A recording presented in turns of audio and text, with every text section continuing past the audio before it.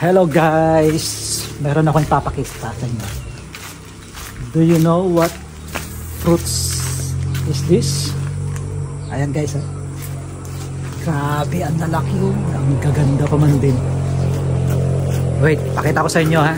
And before anything else guys, please don't forget to subscribe and click the notification bell down there para lagi kayong updated sa mga upcoming videos natin. Ayan oh, grabe. Ayan guys, oh, ang lalaki oh. Grabe. Alam niyo ba kung anong prutas to? Ayan, ang dami oh. Opo, tama kayo. Bulaklak ng dragon fruits. Ayan, grabe ang lalaki. Hakaru. Adaraday ka no yaw eh. Nagurang la gare. Ay, ila po na. Oh.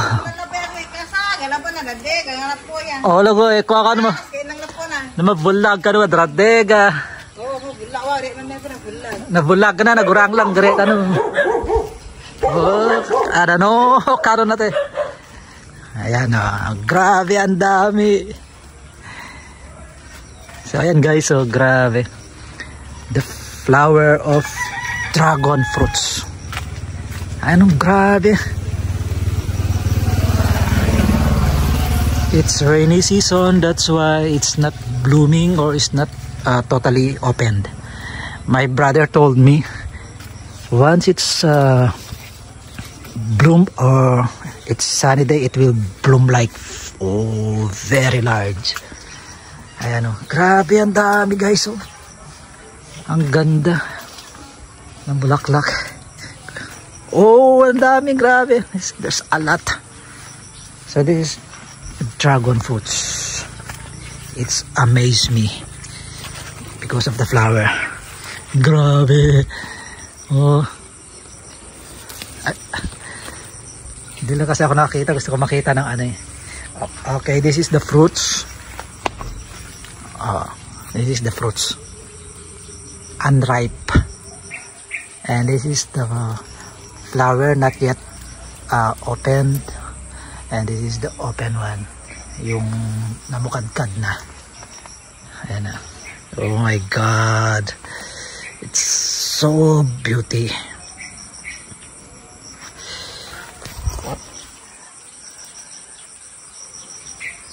Ayan.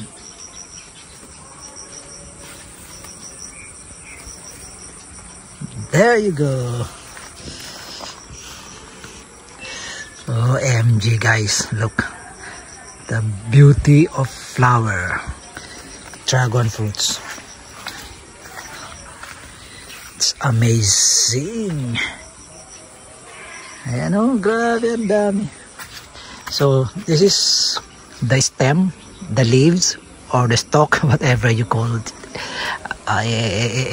Sakit.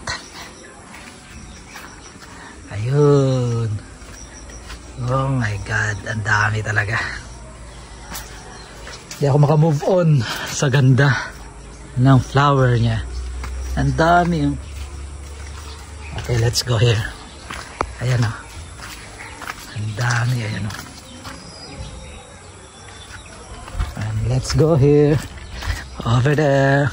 Ayan, there you go. Oh my God. Look guys. Basa kasi kaya ganyan. Parang mabigat. Pero kapag araw daw, ang lalaki daw nito eh.